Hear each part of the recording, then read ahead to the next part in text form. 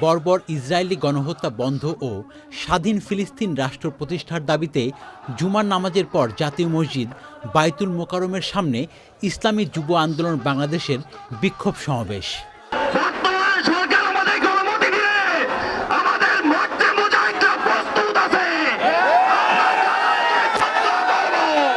গাজায় নির্বিচারে মানুষ হত্যার প্রতিবাদে বিশ্ব মানবতা জেগে উঠেছে মন্তব্য করে তারা অভিযোগ করেন ওই যুদ্ধে মার্কিন যুক্তরাষ্ট্রের মদদ আছে।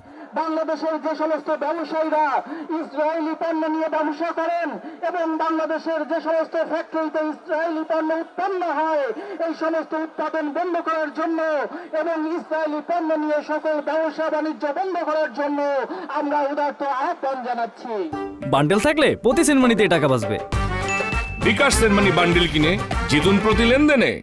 হামাসের সাথে ইসরায়েলের যুদ্ধ হচ্ছে, সেখানে ন্যায্য অধিকার স্বাধীনতা প্রতিষ্ঠার যুদ্ধ হচ্ছে।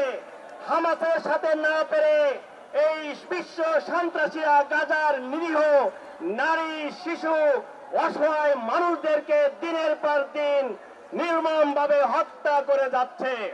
আমরা এর তীব্র নিন্দা এবং প্রতিবাদ জানাই। ফিলিস্তিন মুক্ত করতে হবে, বাইতুল মুকাদ্দাস মুক্ত করতে হবে, তাহলেই আমাদের এই বিক্ষোভ থামবে। ইসরায়েলের বিরুদ্ধে সবাইকে ঐক্যবদ্ধ হওয়ার আহ্বান জানিয়ে বক্তারা বলেন, গাজার মানুষকে বাঁচাতে তারা সে দেশে যেতে চান। শুধুমাত্র ইসরায়েলকে নয়, আমরা যদি আমেরিকা এবং ব্রিটেনের বিরুদ্ধে প্রতিরোধ গড়ে তুলতে পারি, তাদের পণ্য বর্জন করতে পারি, তাহলে এই যুদ্ধ থামানো সম্ভব।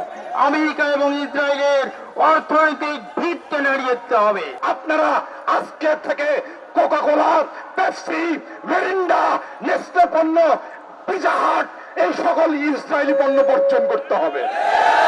আমাদের আহ্বানের পরে পাড়ায় পাড়ায়, মহল্লায় মহল্লায় যারা এগুলো পান করবে তাদের ছবি তুলে রাখবেন।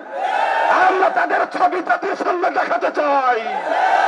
আমরা বলতে চাই এরা ইসরায়েলের দোসর, তারা বাংলাদেশে থেকে ইসরায়েলি পণ্য কোনোভাবেই ভোগ করতে পারে না। সমাবেশ শেষে বিক্ষোভ মিছিল বের করা হয়। পল্টন এলাকায় সতর্ক অবস্থানে ছিল আইন শৃঙ্খলা রক্ষাকারী বাহিনী। শাকের আদনান, চ্যানেল আই, ঢাকা।